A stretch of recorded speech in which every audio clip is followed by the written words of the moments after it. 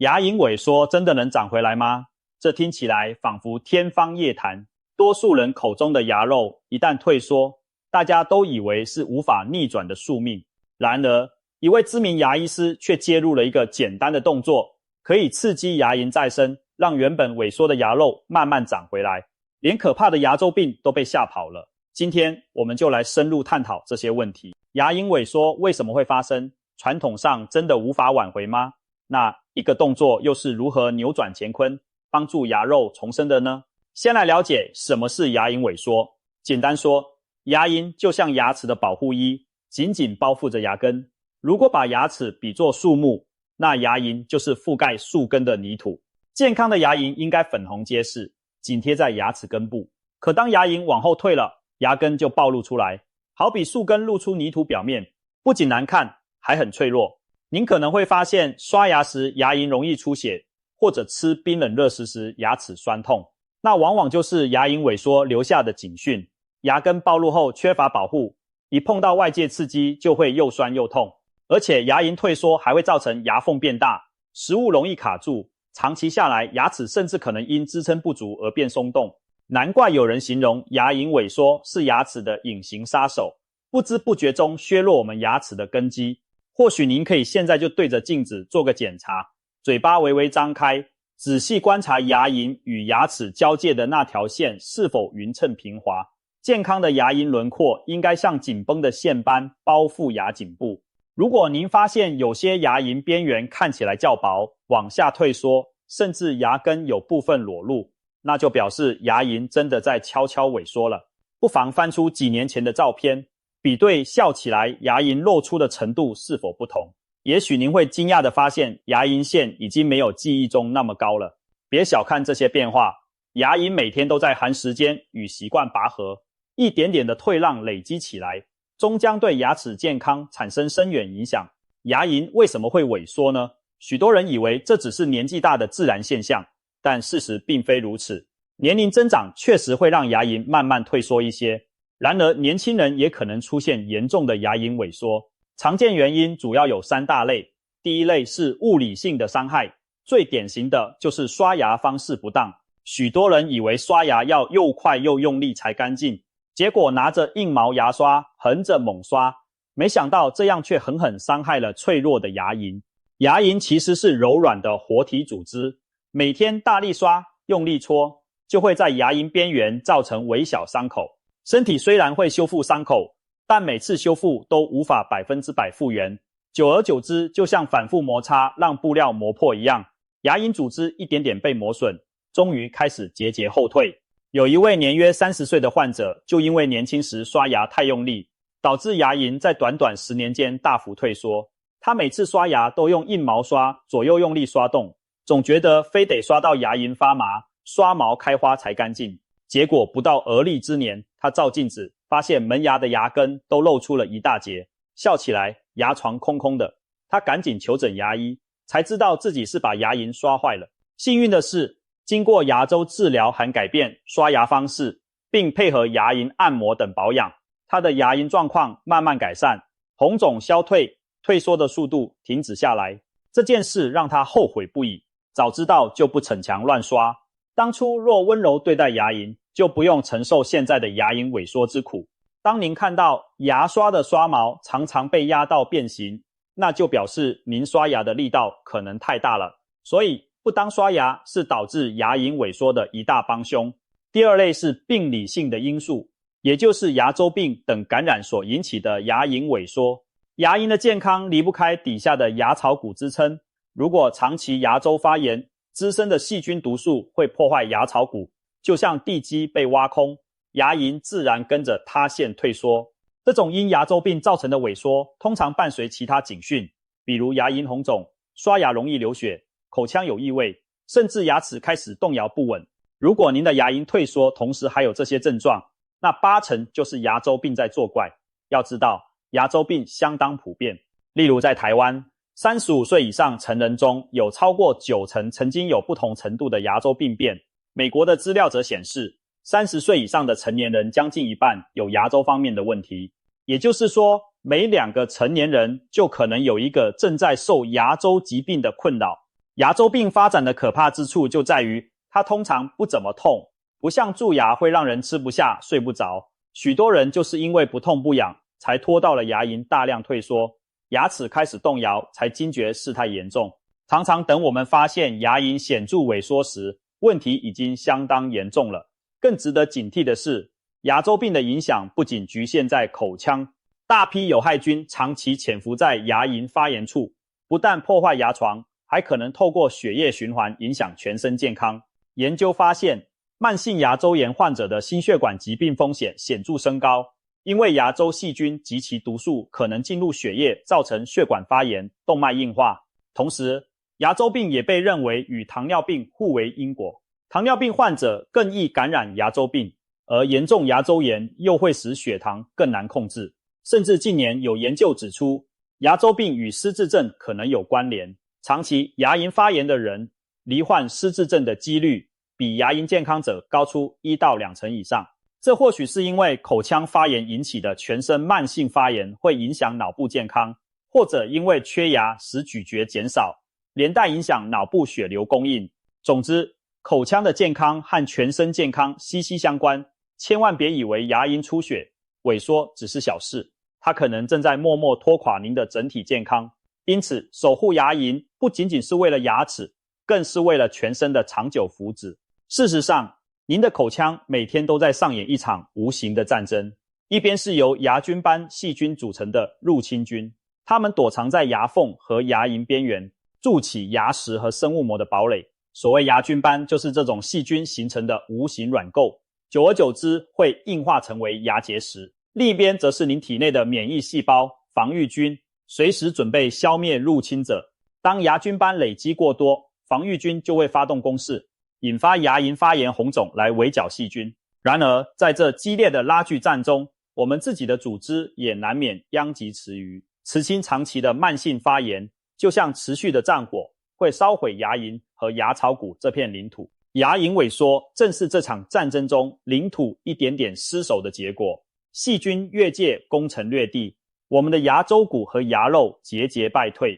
假如我们坐视不理，任由这场战争持续下去，终有一天牙菌斑大军会彻底攻陷牙齿，导致牙齿松动甚至阵亡，也就是脱落。相反的，如果我们能积极增援防线，提起也就是彻底清洁牙齿，定期接受治疗，再加上今天讨论的牙龈按摩来提升牙周组织的抵抗力，提琴就等于为防御军提供强大后勤资源。我们可以趁细菌势力薄弱时反攻，把失地一寸寸赢回来，让已经退缩的牙龈逐渐收复，再度变得健康稳固。第三类原因与个人体质与生活习惯有关。随着年纪增加，牙周支持组织可能逐渐退化，让牙龈慢慢往下退。其实在远古时代，我们的祖先没有牙刷，但他们的饮食十分粗糙，纤维含量高，需要长时间咀嚼，某种程度上也帮助清洁了牙齿并按摩了牙龈。有研究指出，古代狩猎采集时代的人类虽然寿命较短，但在有限的寿命内，牙周健康普遍好于现代人。他们几乎不吃精制糖，牙菌斑难以大量滋生，而经常咀嚼坚硬食物，就像天然的刷牙和按摩，使牙龈保持较佳的血循状态。因此，古人也许蛀牙不多，牙周病相对少见。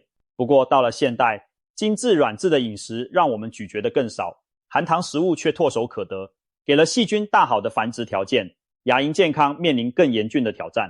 这也是为什么我们更需要特别注意牙龈护理，透过良好的清洁习惯和像本文介绍的按摩方法，来弥补现代生活形态对牙龈的不利影响。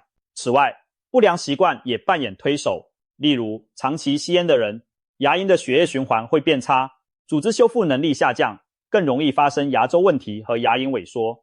又有人喜欢用牙齿当工具撕包装、开瓶盖或咬硬物，这些动作都可能让牙龈反复受伤。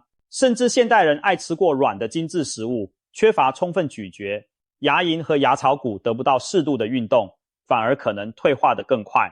上述种种，该用力时不用力，该保护时又过度用力，都会令牙龈状态每况愈下。另外，像睡觉磨牙、长期紧咬牙，或者齿列不整、咬合不正等情况，都会让特定部位的牙龈承受异常压力，时间一长也容易发生退缩。了解了牙龈萎缩的成因，我们再来看看传统观点对它的看法。长久以来，牙医师们都会提醒病人，牙龈萎缩一旦发生是不可逆的哦。意思是说，退下去的牙肉通常不会凭空自己长回原位。确实，相较于皮肤割伤后可以愈合如初，牙龈这种慢性退缩的修复难度要高得多。当牙槽骨已经流失，牙龈组织被破坏，要让它重新长出，覆盖牙根谈何容易。因此在过去，牙龈萎缩的治疗重点常放在防止继续恶化，而不是妄想把失去的牙肉完全找回。许多患者被诊断牙周病后，才恍然发现牙龈已大幅退缩。这时候，牙医多半会建议彻底的牙周治疗，以清除感染并减少发炎。同时，为了弥补牙龈高度的不足，有些人会考虑接受牙周整形手术，例如从上颚取一小片软组织移植到退缩的牙龈处，俗称牙肉移植，或采用特殊的再生膜引导组织再生技术。透过手术或先进疗法，确实可以在一定程度上恢复牙龈的外观和厚度。然而，手术毕竟有风险又昂贵，而且不是每个人都适合或愿意接受。那么，难道自然的牙龈就永远无法自己长回来吗？其实也不尽然。轻度的牙龈退缩在去除成因后，往往可以有部分恢复。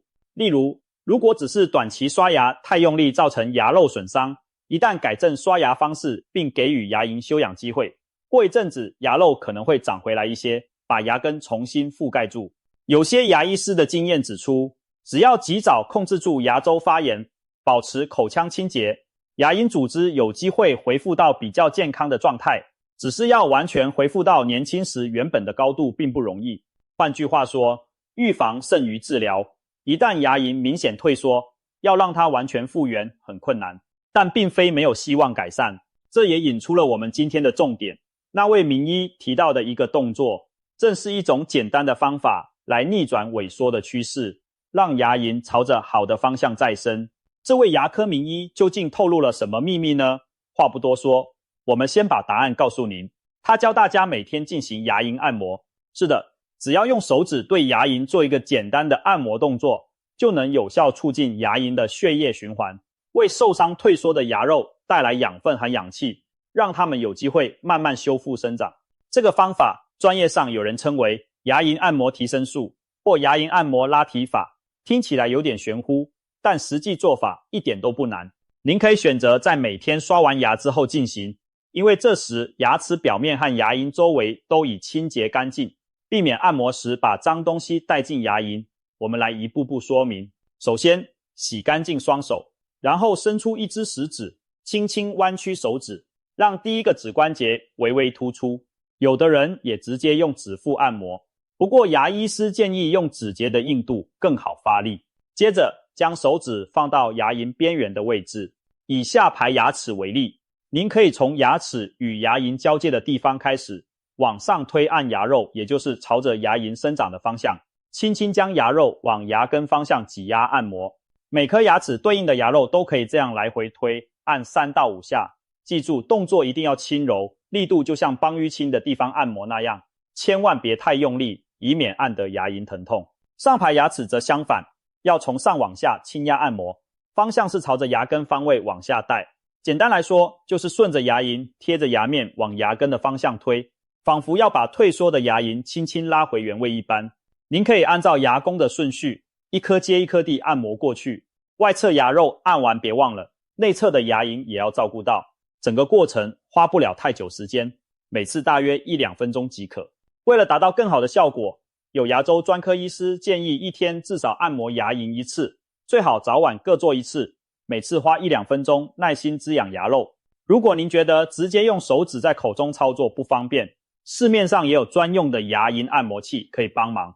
那是一种顶端有软橡胶头的小工具，可用来轻轻按压牙龈，或者您也可以利用软毛牙刷，在刷完牙后以小幅度画圈的方式摩擦按摩牙龈边缘，也能达到类似的促进循环效果。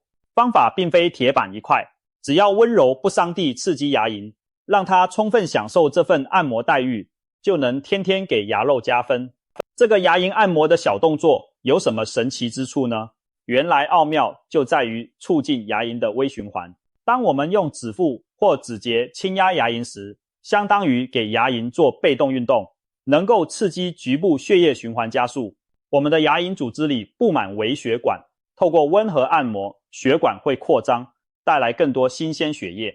血液中携带的氧气和养分正是修复组织所需要的关键物质。同时，按摩也能刺激牙龈中的神经末梢，促进牙周组织的新陈代谢。简单比喻，就好像冬天双手冰冷时搓一搓手掌，手指就暖和起来一样。牙龈受到按摩变得气血通畅，细胞活力提高，原本因缺血缺氧而疲弱的牙肉细胞重新活跃起来。在这样良好的循环环境下，牙龈组织的自我修复能力大大增强，一些轻微受损的纤维和细胞可以逐步恢复，萎缩的趋势被遏制，甚至朝反方向生长。透过持之以恒的按摩刺激，不但能预防牙龈继续萎缩，还有机会让牙周组织一点点长回去。有研究观察发现，持续每天按摩牙龈2周后，牙周囊袋的深度平均减少约 0.3 毫米。别小看 0.3 毫米，对牙周健康来说已是可喜的进步，表示牙龈发炎消退，组织有重新附着的迹象。很多采用牙龈按摩法的人也分享经验说，他们的牙龈颜色变得更加红润健康，刷牙出血的情况明显减少，牙龈看起来饱满了些，牙根暴露的面积也不像以前那么多了。可见这个方法的确能带来实质的改善。说到让牙龈再生，现代医学界也在积极探索更高科技的方案。例如，有日本研究团队正在试验以注射牙髓干细胞的方式，刺激严重牙周病患者的牙周组织自行再生。他们希望透过一针注射，让因牙周病而流失的骨头和牙周韧带重新长回来，不需要手术就能修复牙周损伤。如果这项技术最终成功问世，未来面临牙周破坏的人只要打一针，就能长回稳固的牙齿支撑结构。另外，日本牙科界近年也有突破性的消息，研究人员发现一种单株抗体药物可以解除抑制牙胚发育的机制，让实验鼠重新长出完整的新牙。这意味着缺牙的人类未来可能真的能长出第3副牙齿。虽然这些听起来令人兴奋，但必须强调，目前上述技术都还在研究或试验阶段，离真正应用到我们身上恐怕尚需数年甚至10数年的时间。我们当然期待科技终有一天能够解决牙龈萎缩和缺牙的难题，但在那之前还得靠我们自己每日的细心保养来守护现有的牙龈和牙齿。当然，牙龈按摩不是什么仙丹妙药，它的作用要在正确的口腔清洁基础上才能发挥。千万要记住，先解除伤害才能开始复原。如果不先移除造成牙龈萎缩的原因，只是一味地按摩，可能事倍功半，甚至适得其反。另外，有些朋友可能会担心，牙龈按摩会不会反而把牙齿按松？其实只要手法正确，力度温和，按摩牙龈不会让牙齿变松动。牙齿之所以会动摇，主要是因为支撑它的牙周膜和牙槽骨已经被破坏，而按摩是在不进一步损伤组织的情况下促进循环，理论上有助于维持或增进牙周支持。当然，如果某颗牙已经严重松动，甚至有化脓感染，就必须交由牙医处理，而不能仅靠按摩来解决。但对于一般稳定的牙齿而言，坚持牙龈按摩只会让牙周组织更健康，牙根更稳固，不会出现按一按牙齿掉下来的情况，大家可以放心。试想，假如牙龈边缘还堆满牙菌斑和牙结石，那些软绵绵的按摩只会让细菌更爽的繁殖，恐怕牙龈不但不会重生，反而可能因细菌持续刺激而恶化。同样地，如果是错误刷牙方式在不断损伤牙龈，你一边每天按，一边又每天伤，结果只会是原地踏步。因此，在开始按摩牙龈之前，请务必先做好基本功，停止那些让牙龈受伤的坏习惯，并清除导致发炎感染的肮脏物。具体来说，如果您过去刷牙太用力，现在就立刻调整力道和方法。如果长期忽略用牙线清洁牙缝，那就从今天开始每天使用牙线，还有定期到牙医诊所洗牙，请专业牙医师帮您把牙结石和深层的脏东西清理干净。此外，每隔半年到1年也该做一次牙周检查。牙医师会用细小的探针测量牙龈与牙根间的牙周囊袋深度，正常健康的牙周囊袋深度在3毫米以下，若探测值超过这范围，就代表牙周组织可能受到破坏，需要进一步治疗。透过定期检查，我们才能及早发现牙龈萎缩的苗头，及时采取措施，把问题扼杀在摇篮里。先把牙周环境打理好，再配合按摩，才能真真正正让牙龈重拾健康。值得一提的是，如果您刚开始用牙线时发现牙龈出血，不要因此停下，那正是牙龈发炎的表现，而非牙线本身弄伤了牙龈。持续每天温柔地使用牙线清洁，大约1周左右，您会发现出血逐渐减少，甚至停止。那意味着牙龈的发炎已减轻，组织开始愈合。到那时，牙龈会变得更紧实、有弹性，紧紧抱住牙根，不再动不动就出血。这正是良好清洁带来的牙龈重生迹象。这里我们不妨将牙龈按摩的效果放在全面牙龈护理计划中来看待。按摩固然重要，但它绝不是孤军奋战。我们还需要配合同步进行的其他口腔保健措施。首先，最基本的刷牙方式要正确，选对牙刷。如前文所说，横向猛刷是大忌，我们应该采用温和的手法。牙医师们建议刷牙时，将牙刷与牙龈呈45度角，让软毛轻轻探入牙龈下缘，然后以小幅度的短距离来回颤动或画小圈方式清洁。这样可以把藏在牙龈沟缝里的牙菌斑扫出来，又不会伤害牙龈。力道方面，请记住是扫地，不是刷地板，用清扫灰尘的轻巧力道就够了。如果刷毛被压到大幅弯曲，代表你下手太重了。还有，牙刷的选择也很关键。有人以为刷头越大，刷毛越硬，效果越好，其实恰恰相反。小刷头、软毛的牙刷才是牙龈的好朋友。刷头小才能钻进后面的死角，每颗牙齿的周围都刷得到。软毛则避免对牙龈造成粗暴摩擦。一位牙周专科医师甚至坦言，他自己每天用的是儿童牙刷，就是看中小头软毛的优点。总之，选一把合适的刷子，加上正确的角度和轻柔手法，才能确实清洁又不伤牙龈。除了刷牙之外，牙线也绝不能省略。刷牙其实只能刷到牙齿的3个面，还有2个临接面藏在牙缝里，是刷毛没法触及的地方。如果不使用牙线或牙尖刷，任凭那些牙菌斑在牙缝深处滋生，再怎么认真刷牙都难以完全预防牙周病。很多人正是因为忽略牙线，导致牙周问题反复发作。试想，只刷牙不剔牙缝，就好比洗碗只洗外表，碗内壁的脏污还在，细菌当然会一直躲着作怪。所以每天睡前用牙线清理每个牙缝，已是国际公认预防牙周问题的标配动作。做到了温柔刷牙和勤用牙线，再加上前面说的牙龈按摩，我们的牙周健康已经有了坚实的保障。不过还有一些进阶秘诀也值得一提，营养摄取就是其中一环。牙龈的组织主要是上皮细胞和结缔组织，例如胶原蛋白，构成缺乏关键的营养素时，牙龈的修复能力就会受影响。最著名的例子莫过于维生素 C 缺乏引起的坏血病了。几百年前，远洋航行的水手们由于长期吃不到新鲜蔬果而罹患坏血病，牙龈红肿溃烂，不断萎缩，牙齿纷纷松动脱落，简直是航海时代的噩梦。然而，当人们发现补充柠檬、橘子等富含维 C 的食物后，水手们的牙龈状况迅速好转，不仅出血停止，发炎消退，甚至原本软烂退缩的牙肉也神奇地恢复了弹性，把牙齿重新稳固住。这段历史正说明了维生素 C 对牙龈再生修复的重要性。维生素 C 参与体内胶原蛋白的合成，是结缔组织修补不可缺少的元素。现代人一般不会严重缺乏维 C， 但如果您刷牙经常牙龈出血，或伤口愈合很慢，可能也与体内维 C 不足有关。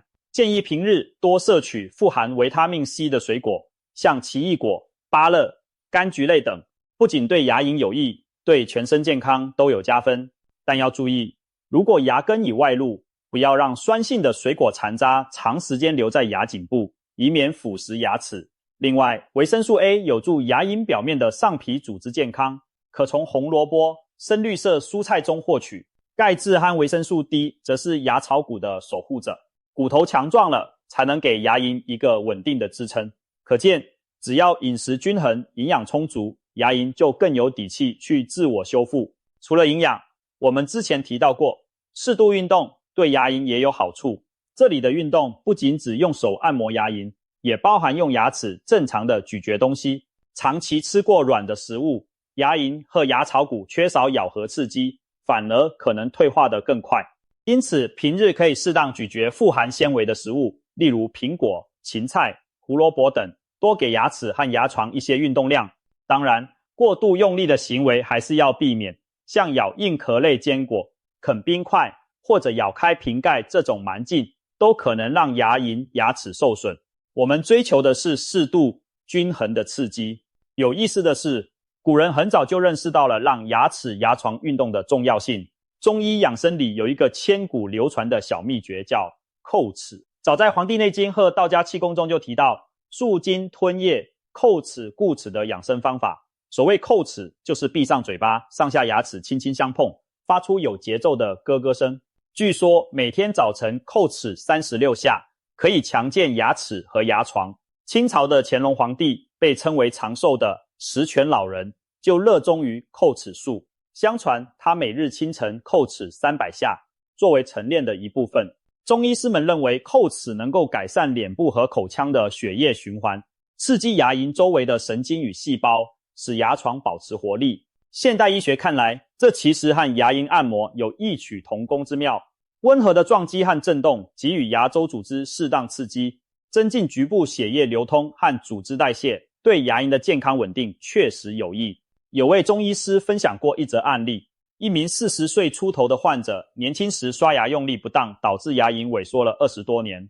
这位医师除了叮嘱他改正刷牙方式，还配合中药调理气血，并教他每天叩齿练习。几个月后，患者兴奋地报告说，他那退缩将近3/4的牙肉竟然奇迹般地长回了7-8成，连医师本人都感到不可思议。虽然这是个案，但也印证了牙龈组织在良好调养下确有不俗的再生潜力。说了这么多，有些朋友可能会问，市面上流行的那些偏方，例如最近很火的油拔法，也叫油漱口，或者常喝绿茶，到底能不能挽救牙龈萎缩呢？老实说，这些方法对牙龈健康多少有一点帮助，但指望他们让萎缩的牙肉长回来，就未免太乐观了。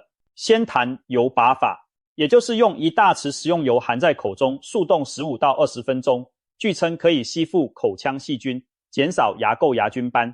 确实，有少数研究和坊间经验表示，长期坚持油拔可以让口气变好，牙龈发炎指数降低。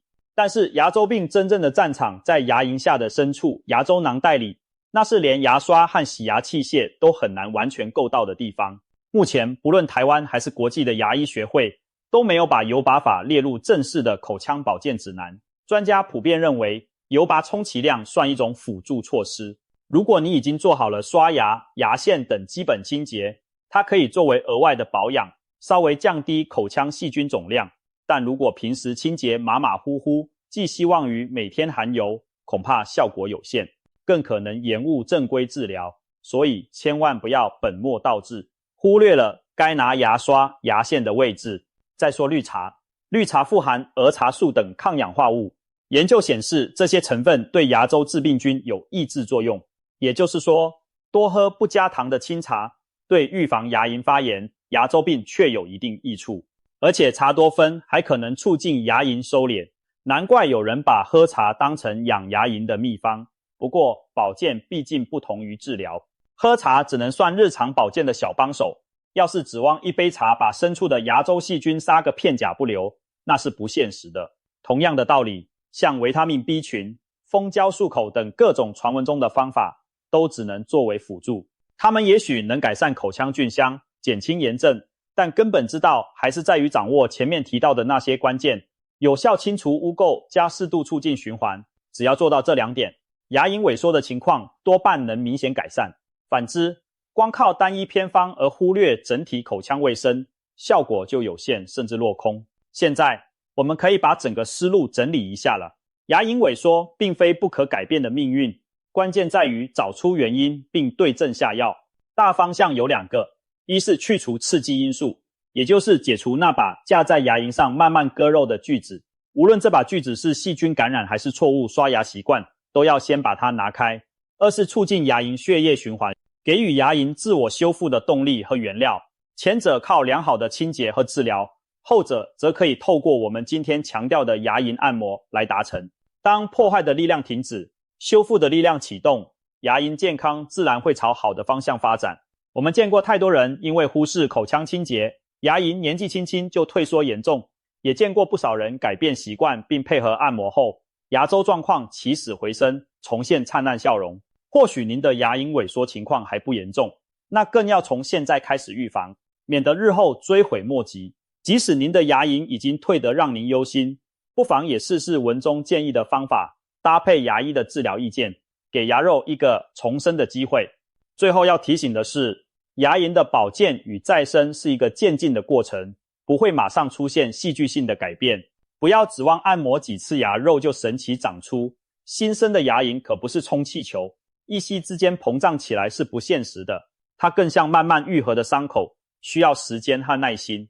但只要我们每天坚持做好该做的事，像是温柔刷牙、认真使用牙线，然后给牙龈来点按摩小灶，再加上均衡饮食和定期检查，一段时间后，您一定会发现牙龈正变得比以前健康。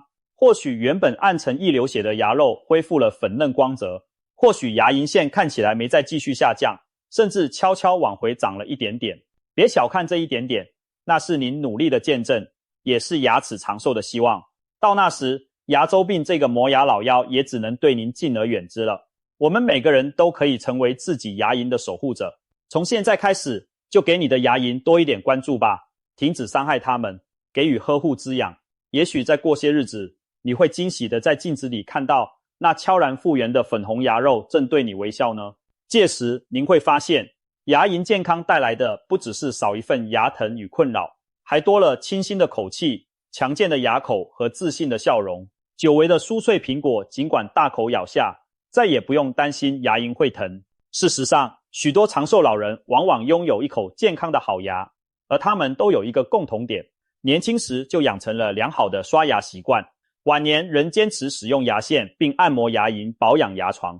例如，日本有一位100岁人瑞曾在采访中分享，他每天睡前都会用手指轻轻按摩牙龈3分钟，从不间断，结果到了100岁高龄，牙齿仍然稳固如年轻时。可见牙龈的保健与再生不是奇迹，而是常年累积的悉心呵护所带来的成果。